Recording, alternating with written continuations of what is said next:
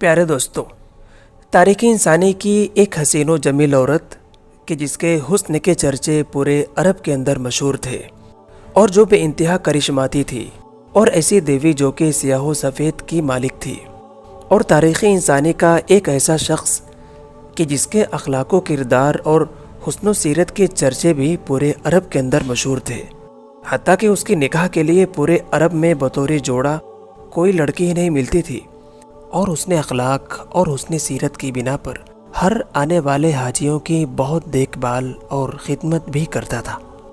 پیارے دوستو، آج کے ویڈیو میں بتائیں گے کہ یہ حسین و جمیل عورت اور حسن کردار لڑکا کون تھا کہ جس کا نام اللہ تعالیٰ نے قرآن پاک میں لات و عزیٰ کے نام سے ذکر بھی فرما دیا، اور آخر اہل عرب اللہ تعالیٰ کو چھوڑ کر ان لات و عزیٰ کی قسمیں کیوں کھایا کرتے تھے، اور اہل عرب نے ان کی عبادت اور پوجا کب اور کیوں شروع کی۔ ان تمام سوالوں کے جواب آج کی اس ویڈیو میں انشاءاللہ قرآن و حدیث کی روشنی میں دیں گے۔ آپ سے گزارش ہے کہ اس ویڈیو کو مکمل دیکھیے گا۔ اللہ تعالیٰ نے قرآن پاک کی سورہ نجم میں ارشاد فرمایا، افرأیتم اللات والعزیٰ، اے پیارے نبی، آپ نے لات و عزیٰ کو دیکھا ہے؟ اہل عرب اللہ کو چھوڑ کر بتوں کی پرستش کرتے تھے، اور مشرکین مکہ کے دو بڑے بت لات و عزیٰ ہی تھے جن کی اہل عرب خدا سمجھ کر عبادت کیا کرتے تھے۔ کفار مکہ کا عقیدہ یہ تھا کہ لات یہ خوشحالی، زرخیزی اور خوبصورتی لاتا ہے، جبکہ عزیٰ کو اللہ کی بیٹی مانتے تھے۔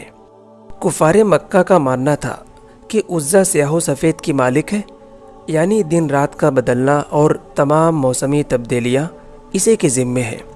اسی وجہ سے کفار مکہ ہر بات پر لات و عزیٰ کی قسمیں کھایا کرتے تھے، کیونکہ لات و عزیٰ کی پاکیزگی اور حسن اخلاق ان کے درمیان بہت زیادہ مشہور تھا، اور اس زمانے کے کاہن بھی اسی کا فائدہ اٹھا کر لات و عزیٰ کے نام سے پیسے بھی کمایا کرتے تھے۔ پیارے دوستو، عرب کے اندر ایک مشہور اور ایک نیک سیرت آدمی تھا جس کا نام لات تھا، اور مکہ کی زیارت کے لیے جو بھی آتا تھا اس کی مہمان نوازی خوب کرتا تھا، اور کھانے میں ان کو ستو دیا کرتا تھا۔ بہت رحم دل انسان اور ہر کسی کی مدد کرنے والا تھا۔ بخاری شریف کی حدیث ہے، حضرت ابن عباس رضی اللہ تعالیٰ عنہما فرماتے ہیں کہ لات ایسا شخص تھا جو حاجیوں کے لیے ستو پیش کیا کرتا تھا۔ یاد رہے کہ اسی زمانے میں عزیٰ نامی ایک نیک سیرت اور شریف لڑکی تھی جس کے بارے میں یہ مشہور تھا کہ اللہ کی بیٹی ہے، نعوذ باللہ۔ یہ طائف کے لوگوں کو ایک ویران مکان سے ملی تھی، اور اس کے والدین کون تھے اس کا بھی علم کسی کو نہیں تھا۔ پیارے دوستو، جب یہ عزیٰ جوان ہوئی تو نہایت ہی خوبصورت اور حسین و جمیل ہونے کی وجہ سے اگر کوئی شخص اس پر بری نظر کرتا تھا تو وہ کوئی نہ کوئی بیماری کا شکار ہو جایا کرتا تھا۔ جب ان دونوں کے چرچے پورے عرب کے اندر مشہور ہو گئے تو مکہ اور طائف کے سرداروں نے یہ مشورہ کیا کہ کیوں نہ لات و عزیٰ کی شادی کر دی جائے۔ چنانچہ باہمی مشاورت کے بعد یہ فیصلہ طے پایا کہ لات و عزیٰ کی شادی کر دی جائے، اور اس کے بعد ان دونوں کی شادی کر دی جاتی ہے۔ شادی کی پہلی رات منانے کے لیے وہ ایک کمرے میں گئے، لیکن اس کے بعد غائب ہو گئے اور لوگوں کو نظر نہیں آئے۔ لات کے چاہنے والے کہنے لگے کہ لات و عزیٰ ہمیشہ کے لیے امر ہو گئے، اور عزیٰ کو چاہنے والے کہنے لگے کہ عزیٰ کو چونکہ کسی اور نے ہاتھ نہیں لگایا تھا، اس لیے اس کی پاکیزگی کو ہمیشہ کے لیے بچا لیا گیا۔ پیارے دوستو، لات و عزیٰ کے بارے میں اہل عرب کے رویے اور بے انتہا پیار کو دیکھ کر لات و عزیٰ کے نام سے دو بت بنا دیے گئے۔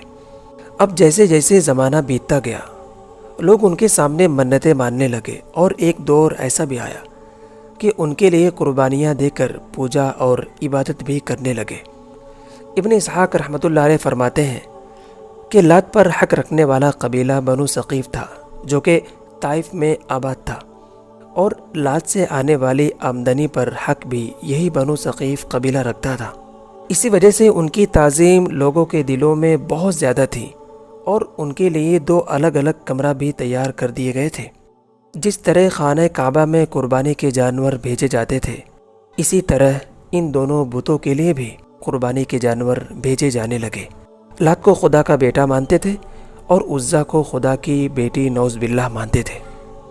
فتح مکہ کے بعد آپ صلی اللہ علیہ وسلم لات و عزا نامی بت کو توڑ کر خانہ کعبہ کو پاک و صاف کر دیا، جبکہ ابن کثیر رحمۃ اللہ علیہ فرماتے ہیں کہ لات نامی بت کو توڑنے کے لیے آپ صلی اللہ علیہ وسلم نے حضرت مغیرہ بن شعبہ رضی اللہ تعالیٰ عنہ کو بھیجا، جنہوں نے لات نامی بت کو توڑ کر وہاں مسجد طائف بنا دی۔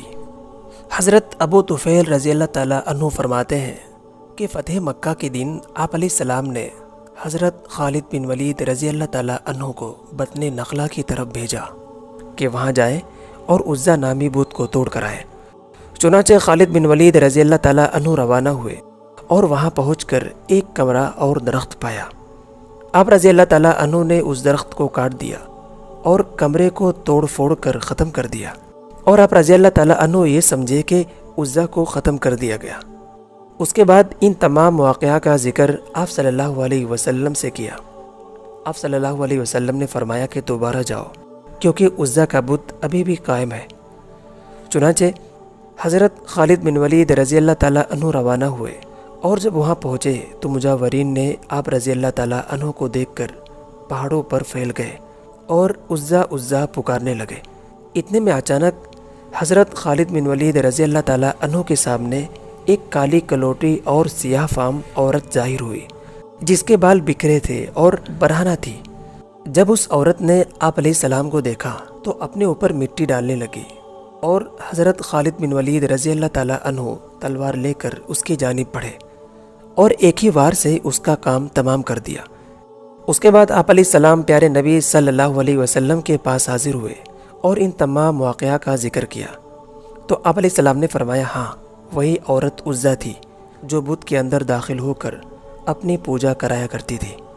پیارے دوستو، اس طرح سے مشرکین مکہ کے سب سے خاص بت لات و عزا کو ہمیشہ ہمیشہ کے لیے ختم کر دیا، اور آپ علیہ السلام نے سرزمین مکہ سے بت جیسی گندگی کو ہمیشہ ہمیشہ کے لیے ختم کر دیا۔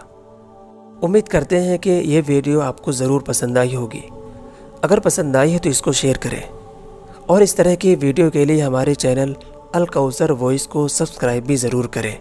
انشاءاللہ پھر ملاقات ہوگی ایک نئے ویڈیو کے ساتھ۔ تب تک کے لیے اپنا خیال رکھیں، دعاؤں میں یاد رکھیں۔ دعا کرتے ہیں کہ اللہ تعالی ہم سب کو قلب سلیم اور عقل سلیم عطا فرمائے، اور قرآن و حدیث پہ چلنے کی توفیق عطا فرمائے۔ آمین۔